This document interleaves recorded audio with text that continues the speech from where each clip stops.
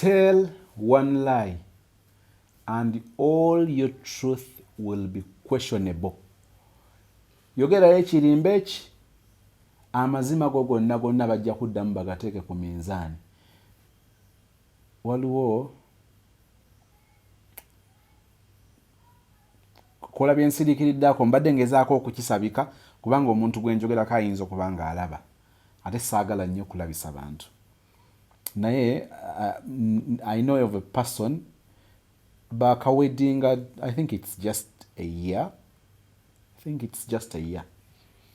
Naye nga batambudde tumola tawulirawo nnyo talabawo bwezigoolo mu relationship, naye nga bamaze obufumbo bwabwe okubutongoza, like after the wedding guy nga agamba omuwala nakyenjala okugamba nali saagala kikugamba luli naye njala kutegeeza nti ninayo omwana.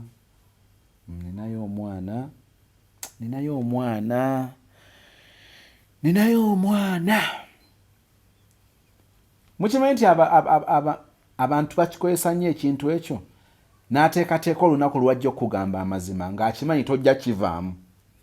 N'abawala nammwe olumu mukikozesa nogamba ono guy bwe mugamba amazima kati tegajja kukola makulu, ajja kundekawo kanga mugambire wano nga yamaze dde okutuula mu jjiribwa. Naye ekimu ku byo I was like, so ekirungi yakikugamba newankubadde nga kiruma naye yakikugamba. Nangamba ekyo si kyekizibu. Ekizibu kye nina kye kino nti mu byazaŋŋamba biriwo ebituufu kubanga yali yaŋŋamba talinayo mwana nga nange bwe namugamba siinayo mwana. Kakati ntandise nkugamba nti ojja kwogera obulimba bwa mulundi gumu buleetera okubuusabuusa amazima gonna ge wali oyogedde. Gezaako. Waliwo okulimba kwe sikkiriza nti nkuwagira ne kwe neekaŋŋanga nange nkugwamu. Oba waligambyeko nti okukuba waliwo okulimba okwokuprotectinga omuntu. Ate saagala nnyo mpolereze kulimba naye waliwo nga oprotectinga muntu. Wali obaddeko tugeze obadde ku bank n'osinkana ex wo ne bakubira essimu n'akubuuza olina ani oyo, kati ng'obikkula mu mwango ogamba nti ndina ex. Okimanyi nti oba olimbye oyinza omugamba nti ku bank naye akuwulira obadde olina gweyogera nani, ogenda mugamba manager oba njogera noono akuuma biki ne kati okulimba okwo kulala. Naye okulimba kw'olimba n'olimba n'omwana ng'okimanyi nti omwana bagenda mumulaba, ekyo kindoza kiyinza oba nga kirala nnyo. So tugezeeko.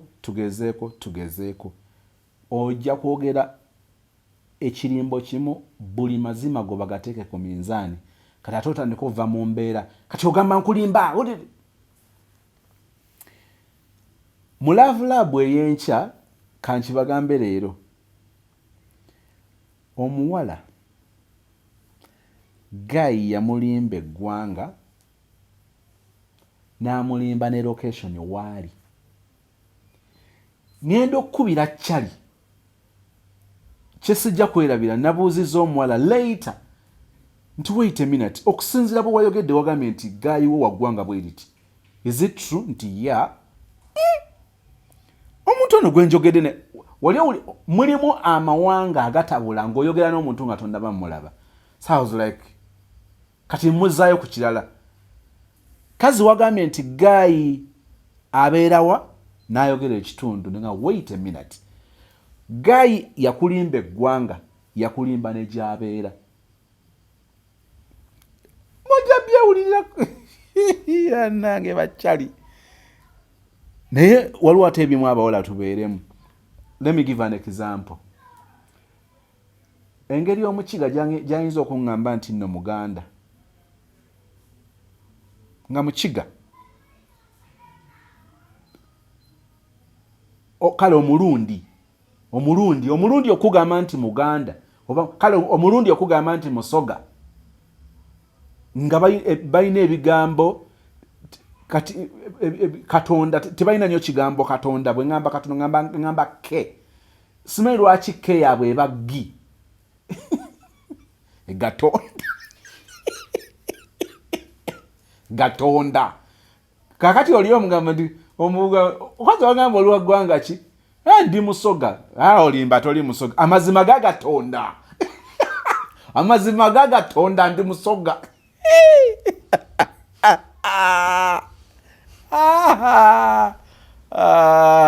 ebintu ebyo no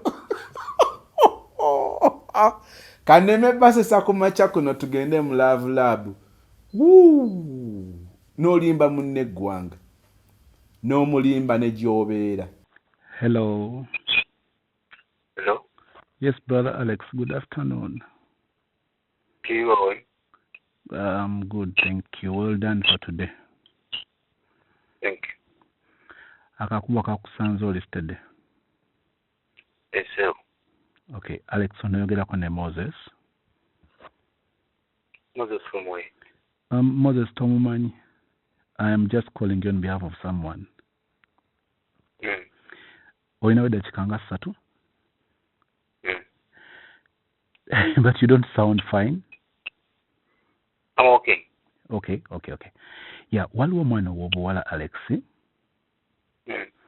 Eyansabye okuteeka mu ka unit for 3 reasons. Yeah.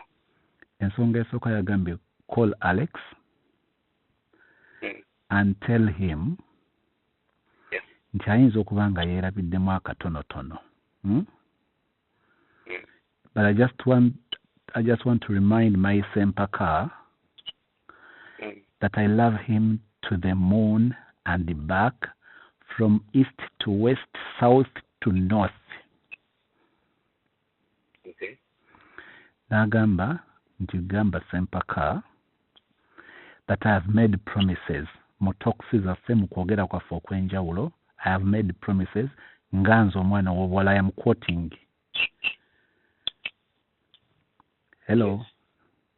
I'm getting it. Yep. But I have made promises before him.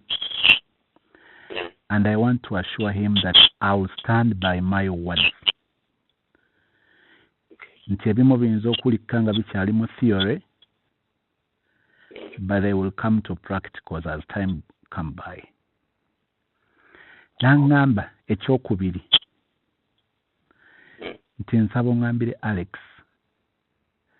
nti fembi tuli bantu bakulu, musanze mukulu nanga nsanze ndi muntu mukulu, naye agezezzaako okundaga enjawulo ku basajja abalala. Nsaba busabi Alex anyweze ebigambo bye abiyimirireko. She's quoting nti abasajja abasinga obungi balungi when it comes to talk, but practical wise abasinga performance yaabwe edeclininga nnyo after a short time. So nsaba Alex anyorere ku bigambo bye, musuubiza nti ajja kulaba enjawulo mu nze. Message nga mpanvu. Ekyokusatu nangamba Moses, after talking to Alex mugambe nti ndi sure nti ategeera omuntu gwe twogerako right now. Alex, twogera ku ani ono? Ng'ompadde akaseko Buladi. For sure, I don't know. Alex. Yes, please. Omuntu ono gwe twogerako tetwogera ku muntu akwegwanyiza. Omanyi babeerayo ba secret admirer. But I am talking about njogera ku muntu nga mwemanyi bulungi, nga waliwo ne relationship, like you're in a relationship with someone, sogera ku stranger or just a mere friend. Kati wogamba nti tomanyi Buladi oba ontiisa. Omuntu wesimanyi sijja kuli. Are you trying to tell me that you don't have a girlfriend or wife or a woman? Mutima gwa kaluba. I have a girlfriend. You have a girlfriend. But I'm not sure kyasobola okukola ebyo. Lwaki toli sure? By the way, it's not surprising bw'ogamba nti toli sure. kubanga abantu tusobola okubamanya ate certain percentage nenga nabo balina obulamu obulala bwe tutamanyi. My brother ogenze tonsiibudde. Just badde ekyanenva. Okay, sorry. Yeah, Alex, notukimale. Ate kugambye nti girlfriend gwe nina tasobola kukola ekyo, tasobola genda mu ebyo. Totally sure. You can't confirm. I confirm nti I have a girlfriend, but kyengamba toli sure. Kakati kankubuza ekibuuzo ekyangu ennyo. Oyinza okuba nga toli comfortable kumumentioninga linnya, which I will respect.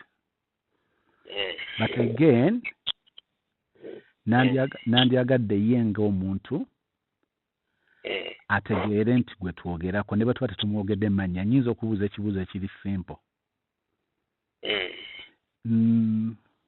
Bw'okebera ku ssimu ye mbadde nsaba omubuulireko the last 4 digits. The last what? The last 4 digits of a number. Kankubuuze. Girlfriend wange even si ebintu byaffe si bya public nti oba ki. Naye ate even amusungu kuva kwogera naye kati. Alex. Yeah. Naye ate gw'ogamba ye yantumye. I'm not sure. Anti bw'oba toli sure ne nkusaba ekintu kimu nti newankubadde tetumwogedde mannya ne tusobola okushedinga picture n'ategeera gwe twogerako. Nkubuuza ekisembayo? Mbulira ekifaananyi ekiri ku profile picture ya WhatsApp. My girlfriend, she's not on WhatsApp. Sorry? She's not on WhatsApp. She is not on WhatsApp. Yes. So omuntu yenna ajja nga ali ku WhatsApp awo yaba ali ku kikyamu. Yeah, yes. Okay. So what is your message to this one? Simumanyi. Tomumanyi. Okay, brother. Beera n'olunaku olulungi sebo. Aha. Kaakati munnaffe okugamba munno nti ne girlfriend wo gw'oyagala tali ku WhatsApp. Naye mumanyi waliwo ekintu omuntu kyayinza oba ngambe ntya singa njogana ngamba nti nze siina na mwana muwala nina balenzi bokka. Kakati abalabyeko nga mpostinga vashi mugenda okumpulira ndi ku TV nkola oba keiza mbuuza kajojjoji w'ebibuuzo mugamba nina abaana temuliimu muwala. Kakati mugenda ne mugamba nti naye solido waliwo ebikondaawo ebigasse ng'olina engeri gy'okigattagatta naawe nga tokitegeera. Naye njagala okuba akafaananyi. Kazi Kayita yagamba nti being in a relationship with a liar obeera buli lunaku ewuwebeera fuuluzidde. Eno fuuluzidde. Guy n'amala n'akugamba nti gw'ayagala ne ku WhatsApp taliiko. Munnange kambasembezeyo ekibooziboozi munnange nga mugamba mu lutuwe maada.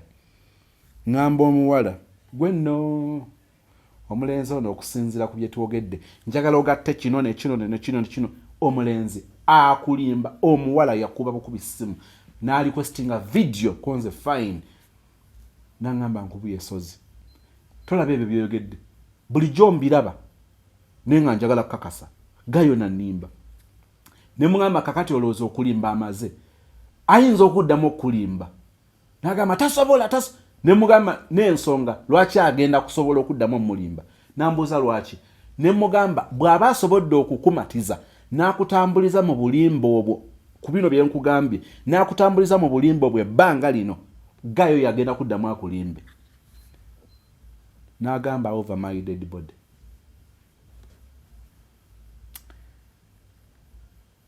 Bali Dubai bombi. omuwala okumanya bamulimba Gayi n'amusuubiza eggulu n'ensi ne yeerabira n'ekyamutwala ku kyeyo n'atandika eddya ku kyeyo. Bannange abawala mufumba naye obufumbo bw'e Dubai zino ensi z'Abawarabu omuwala n'otandikirayo obufumbo nga muli eyo oba n'omutima. Kakati mbakatingira story yaddamu n'ampeereza okugamba ogunene ndowooza myezi nga 8. Omanyi bino Katonda ng'akyakuwadde obulamu bagamba mbu okuwangaala kuno kukwasa emmese ku ddiba lya kkapa naye ng'emmese etuuka ddi okukwata ku ddiba lya kkapa si bwe buwangaazi obwo ndowooza bambi kikapa kiba kikaddiye kiti oba baba bakitomedde naye okuwangaala kukwasa emmese ku ddiba lya kkapa. After like 7 months omuwala yansurprisinga. Omanyi omuntu takubuuzizzaako takuteeseteese n'ampandikira ekigambo ekinene sozimo tosobola kikkiriza Gayi yazzeemu n'annimba. Kati ku luno ng'ate ekirimbo kyeyamulimba ndowooza omuyaye yamanya nti kati ono omuwala nteekeddwa omuteeka mu mbeera gy'anakkiriza ng'omuwala agamba ali lubuto. Ekiboozi kankikomyawo tusinkane D tugenda mama paatu naye omulenzi yalimbye omuwala n'amulimba eggwanga lye n'amulimba ne gy'abeera. Ekyo nkyakitya kakati engeri kankiriho gy'ayinza okugamba nti ye lubega nsiibe bulungi.